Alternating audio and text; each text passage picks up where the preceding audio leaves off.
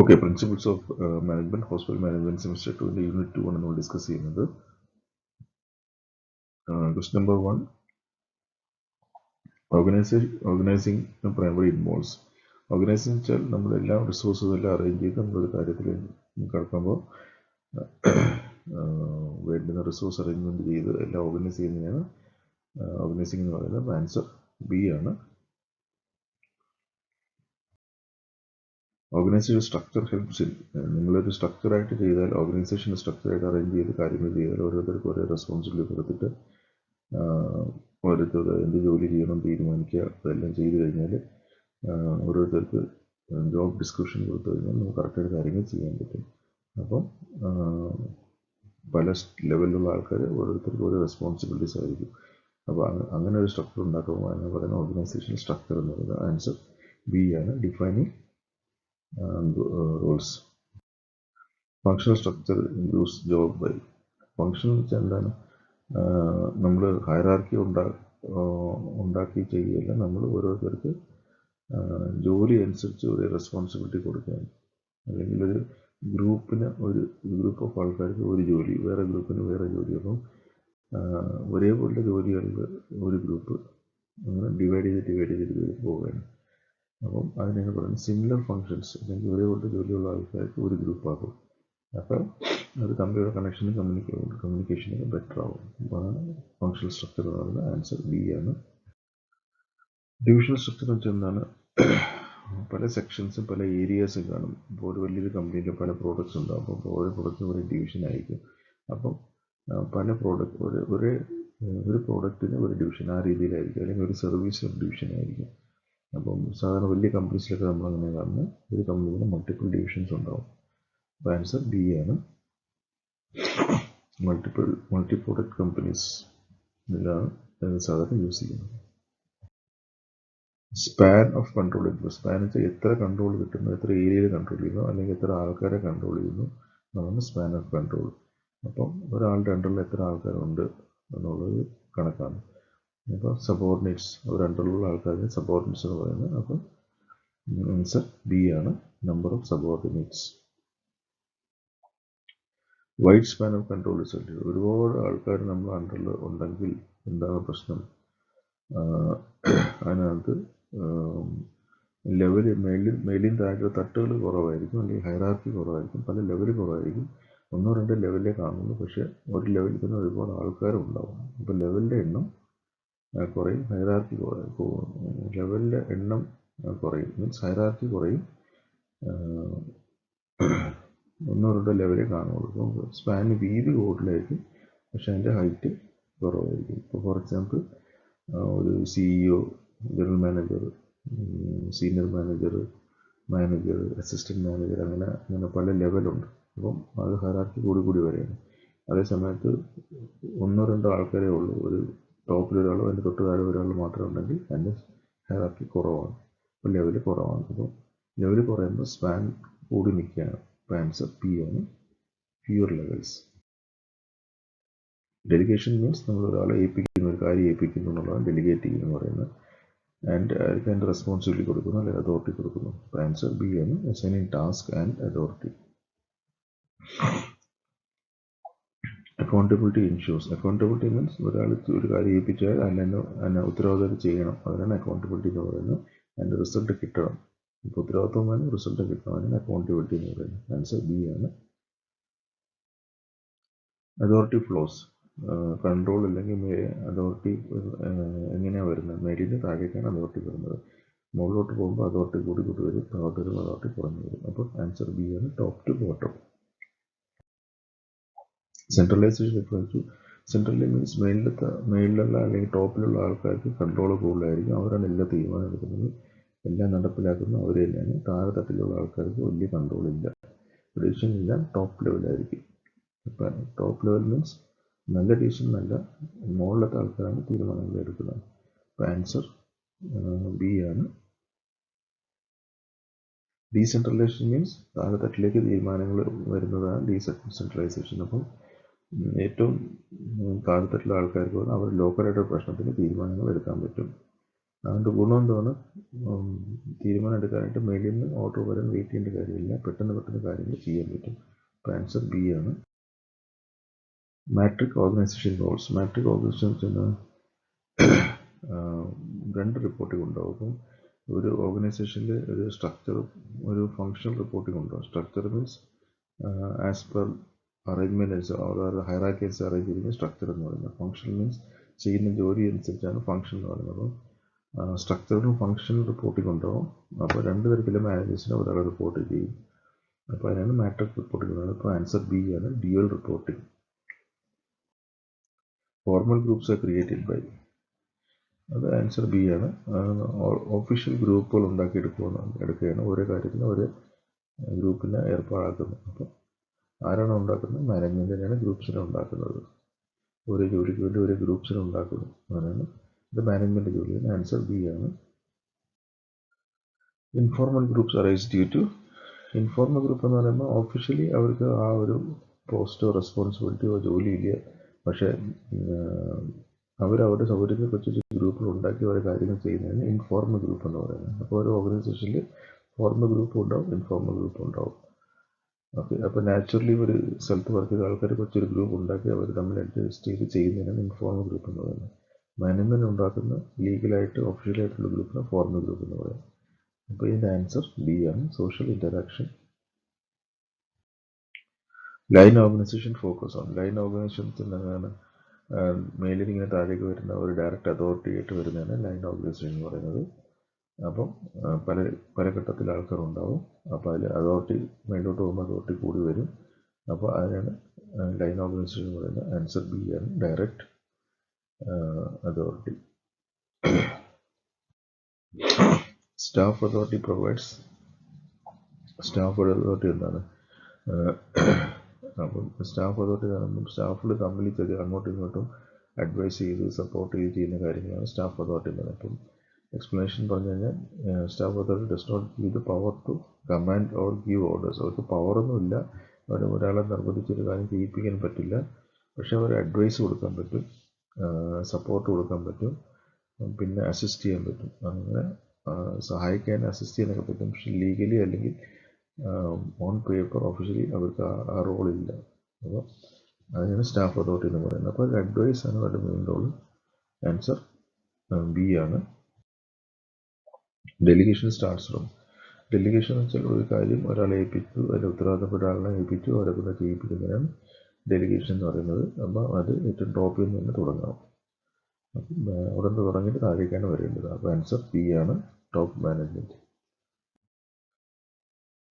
Assignment of duties means, assignment duty എന്ന് വെച്ചാൽ ഒരാൾക്ക് ഒരു ജോലി അലോക്കേറ്റ് ചെയ്തിരിക്കുന്നു, ആ ഒരു ജോലി ഏർപ്പെടുത്തിയിരിക്കുന്നതിനാണ് അസൈൻമെൻറ്റ് എന്ന് പറയുന്നത്.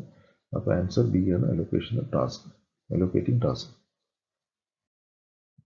ഡെലിഗേഷൻ ഇംപ്രൂവ്സ്, ഡെലിഗേറ്റ് മീൻസ് ഒരാളെ ഒരു ജോലി ചെയ്യിപ്പിച്ചിട്ട് അയാളെ ഉത്തരവാദിത്തപ്പെട്ട അയാൾക്ക് ഉത്തരവാദിത്തം കൊടുക്കുന്നു, അയാളെ ട്രാക്ക് ചെയ്യുന്നു, അയാളെ ഫോളോ ചെയ്യുന്നു, അയാൾ ചെയ്യുന്നു നോക്കുന്നു, ചെക്ക് ചെയ്യുന്നു. അപ്പം ഓരോരുത്തരും ഓരോ ജോലി ഏൽപ്പിച്ചു കഴിഞ്ഞാൽ ജോലിയുടെ ഭാരവും കുറയും, എല്ലാവർക്കും എല്ലാ കാര്യങ്ങളും ചെയ്യാനും പറ്റും. അപ്പം എഫിഷ്യൻ്റ് ആകും ഓർഗനൈസേഷൻ. ആൻസർ ബി ആണ്. Accountability cannot be shared, delegate, define, measured. Accountability എന്ന് വെച്ചാൽ എന്താണ്? നമ്മളൊരു കാര്യം ഏറ്റെടുത്താൽ അതിൻ്റെ ഉത്തരവാദിത്വം നമുക്കാണ്, നമ്മളാണ് അതിൻ്റെ റിസൾട്ടിൻ്റെ റെസ്പോൺസിബിൾ പേഴ്സൺ. അപ്പം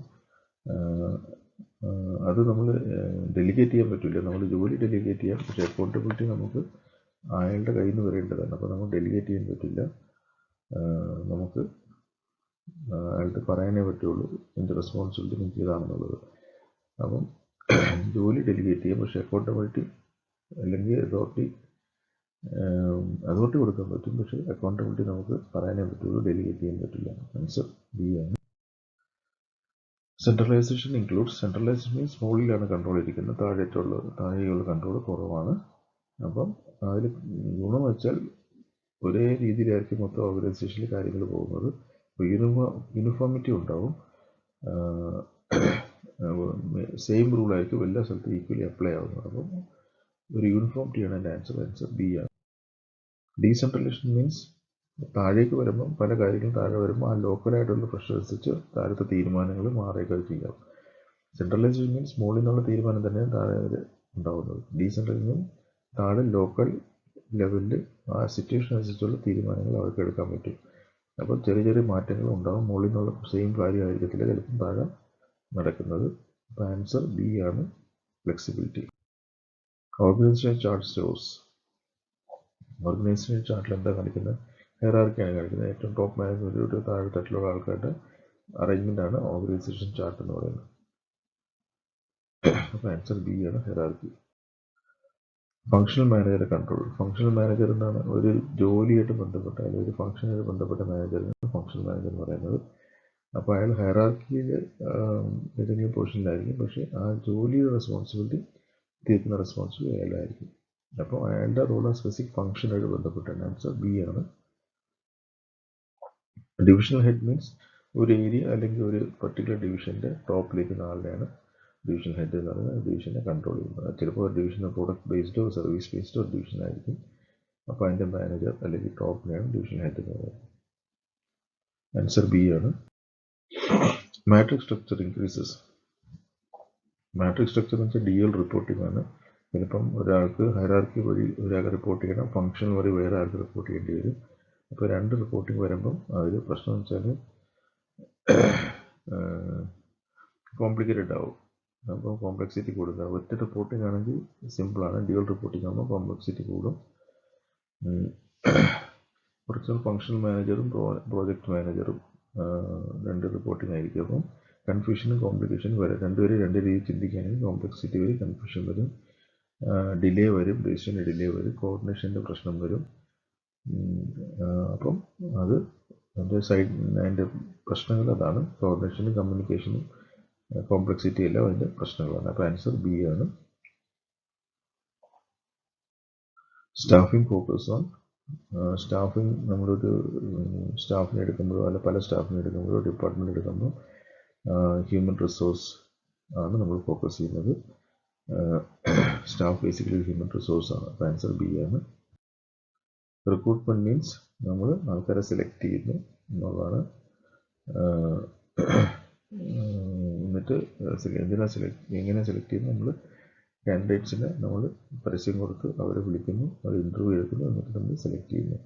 അപ്പോൾ ഇതിനകത്ത് ആൻസർ ബി ആണ്, അട്രാക്റ്റിംഗ് കാൻഡിഡേറ്റ്സ്.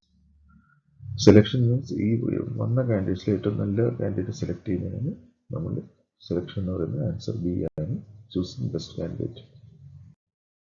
പ്ലേസ്മെൻറ്റ് മീൻസ് അവരെ ഏത് ജോലിയിൽ നിർത്തണം, അതിന് പ്ലേസ്മെൻറ്റ് എന്ന് പറയുന്നത്. ആൻസർ ബി ആണ്, അസൈനിങ് എ ജോബ്. അവരുടെ ക്വാളിഫിക്കേഷൻ എക്സ്പീരിയൻസ് വെച്ച് ഏത് ജോലി കൊടുക്കണം എന്നുള്ളതാണ്. ആൻസർ ബി ആണ്. ട്രെയിനിങ് മീൻസ് ഇവരെ സ്കിൽസ് ഇമ്പ്രൂവ് ചെയ്യാൻ നമ്മൾ ഇടയ്ക്കിടയ്ക്ക് ട്രെയിനിങ് കൊടുക്കും.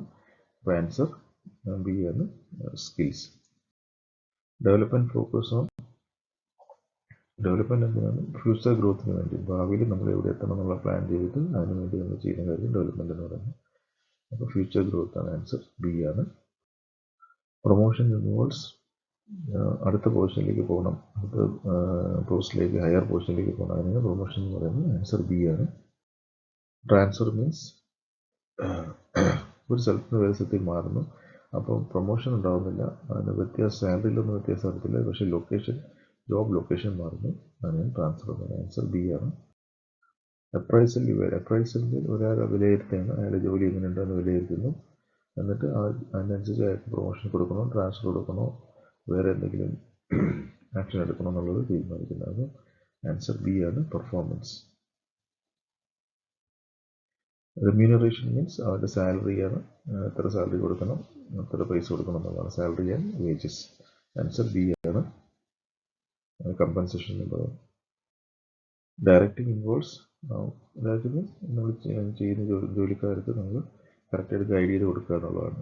അപ്പോൾ ആൻസർ ബി ആണ്, ഗൈഡിങ് ആൻഡ് മോട്ടിവേഷൻ ഉണ്ട്. ആൻസർ ബി ആണ്.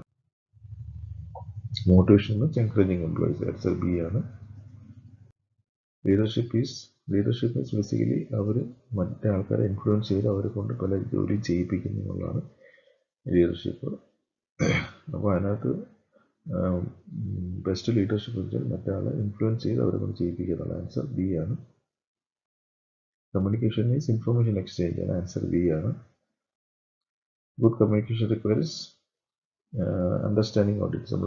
നമ്മൾ കേൾക്കുന്ന ആൾ നമ്മളെ കാര്യങ്ങൾ നന്നായിട്ട് മനസ്സിലാക്കാൻ പറ്റുന്ന ഒരാളായിരിക്കണം, എങ്കിലേ നമ്മൾ കറക്റ്റായിട്ട് അവരെ കമ്മ്യൂണിക്കേറ്റ് ചെയ്യാൻ പറ്റുള്ളൂ. അപ്പോൾ ആൻസർ ബി ആണ്.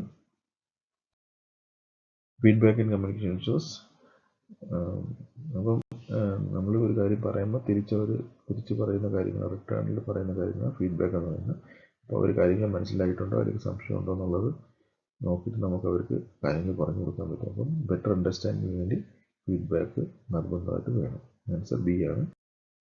വർക്ക് എൻവയോൺമെൻറ്റ് എഫേർട്സ് പെർഫോമൻസ് ആണ്. ആൻസർ ബി ആണ്. നല്ലൊരു ജോലി ചെയ്യുന്ന ഒരു എൻവയോൺമെൻറ്റ് ഉണ്ടെങ്കിൽ അതിൻ്റെ പെർഫോമൻസ് ബെറ്റർ ആവും. ആൻസർ ബി ആണ്. Group dynamics influence. ഒരു ഗ്രൂപ്പായിട്ടുള്ള ആൾക്കാരും ജോലി ചെയ്യുമ്പം അവർ തമ്മിലുള്ള കണക്ഷൻസും കമ്മ്യൂണിക്കേഷനും എല്ലാം ചേർന്നിട്ടാണ് ഗ്രൂപ്പ് ഡൈനാമിക്സ് പറയുന്നത്. അപ്പോൾ അവരെ ബിഹേവിയറും അവരുടെ തമ്മിലുള്ള കമ്മ്യൂണിക്കേഷൻ എല്ലാം അതിനെ ബാധിക്കും. ഓക്കെ, ആൻസർ ബി ആണ്. ബിഹേവിയർ. Supervisor support provides. സൂപ്പർവൈസറിൻ്റെ സപ്പോർട്ട് എന്തിനാണ് വരുന്നത്? കുറേ ആൾക്കാർ വർക്ക് ചെയ്യുമ്പോൾ ഒരു പ്രോപ്പർ ഗൈഡ് ചെയ്യാൻ ഒരു സൂപ്പർവൈസർ ഉണ്ടാവണം. ആൻസർ ബി ആണ്. Mentoring helps. മെൻറ്ററിങ് മീൻസ് എന്താണ്? ഒരാളെ ഗൈഡ് ചെയ്യുന്നു എന്നുള്ളതാണ്. അപ്പം അത് മെൻറ്ററിങ്ങിന് നമുക്ക് ചെയ്തു കഴിഞ്ഞാൽ ആ സ്കില്ല് ഡെവലപ്പ് ആവും. അപ്പോൾ ആൻസർ ബി ആണ്. Job AIDS help. Job aid എന്ന് വെച്ചാൽ നമ്മൾ ജോലി ചെയ്യുമ്പോൾ നമുക്ക് സഹായിക്കുന്ന ചില ടൂൾസ് ഉണ്ട്, like check list, templates, guide lines, manuals ഒക്കെ ഉണ്ട്. അപ്പോൾ നമ്മൾ പെട്ടെന്ന് അതിൽ നോക്കിയിട്ടായിരിക്കും ചില കാര്യങ്ങൾ ചെയ്യുന്നത്. എല്ലാം നമുക്ക് ഓർത്ത് വെച്ച് ചെയ്യാൻ പറ്റില്ല, ചിലപ്പോൾ തെറ്റ് പറ്റുന്നതുകൊണ്ട് നമ്മൾ റെഫർ ചെയ്യുകയും എടുത്ത് നോക്കുകയും ചെയ്യുന്ന ചില കാര്യങ്ങളുണ്ട്. അപ്പോൾ അതുകൊണ്ട് നമ്മൾ മിസ്റ്റേക്സ് കുറയ്ക്കണമെങ്കിൽ ജോബ് എയ്ഡ്സ് ഉള്ളത് നല്ലതാണ്. അപ്പോൾ ആൻസർ ബി ആണ്, reducing mistakes. Goal setting improves. Goal set ചെയ്തിട്ട് പോകാനായിട്ട് നമ്മൾ ഫോക്കസ് ചെയ്ത് കറക്റ്റായിട്ട് നമുക്ക് മുമ്പോട്ട് പോകാൻ പറ്റും, കൺഫ്യൂഷനൊക്കെ ഒഴിവാക്കാം. ആൻസർ ബി ആണ്. Define process ensures. ഒരു പ്രോസസ്സിനെ നമ്മൾ പ്രോപ്പറായി ഡിഫൈൻ ചെയ്താൽ അതിനൊരു സ്റ്റാൻഡേർഡ് ഉണ്ടാവും. അത് പറയുന്ന ആ സ്റ്റാൻഡേർഡിനകത്ത് നിന്നത് നമുക്ക് ചെയ്യാൻ പറ്റും. അപ്പം പ്രോസസ്സിന് ഇത് ശരിക്കും പറഞ്ഞാൽ ഒരു 6 സിഗ്മ മോഡലിൻ്റെ ഫസ്റ്റ് സ്റ്റെപ്പാണ് ഡിഫൈൻ എന്ന് പറയുന്നത്. അപ്പം പ്രോബ്ലം ആയാലും പ്രോസസ് ആയാലും ആദ്യം നമ്മൾ ചെയ്യേണ്ട ഫസ്റ്റ് സ്റ്റെപ്പ് അതിനെ ഡിഫൈൻ ചെയ്യണം എന്നുള്ളതാണ്. അപ്പോൾ ഇതിൻ്റെ ആൻസർ ബി ആണ്, standardisation. Work place incentives increase. Incentive means ഒരു സ്റ്റാഫിന് സാലറി അല്ലാതെ എന്തെങ്കിലും എക്സ്ട്രാ എന്തെങ്കിലും ബെനിഫിറ്റ്സ് കൊടുക്കുന്നതിനാണ് ഇൻസെൻറ്റീവ് എന്ന് പറയുന്നത്. അത് ഫിനാൻഷ്യൽ ബെനിഫിറ്റ് ആയിരിക്കാം, വേറെ എന്തെങ്കിലും ബെനിഫിറ്റ് ആയിരിക്കാം. അപ്പോൾ അവരുടെ പെർഫോമൻസ് നല്ലതാണെങ്കിൽ അവരെ മോട്ടിവേറ്റ് ചെയ്യാൻ ഇൻസെൻറ്റീവ് ഉള്ളത് നല്ലതാണ്. അപ്പോൾ ആൻസർ പി ആണ്, മോട്ടിവേഷൻ. ഇനി ഷോർട്ട് എസ്സേ ക്വസ്റ്റ്യൻസ് ഉണ്ട്. ഈ ക്വസ്റ്റ്യൻസ് നിങ്ങൾ നോക്കിയിട്ട് നിങ്ങൾ സ്റ്റഡി മെറ്റീരിയൽ അതിൻ്റെ ആൻസേഴ്സ് കണ്ടെത്താൻ നോക്കണം. നോക്കിയിട്ട് എന്തെങ്കിലും ഉണ്ടെങ്കിൽ നമുക്കത് ഡിസ്കസ് ചെയ്യാം. Okay, so thank you very much.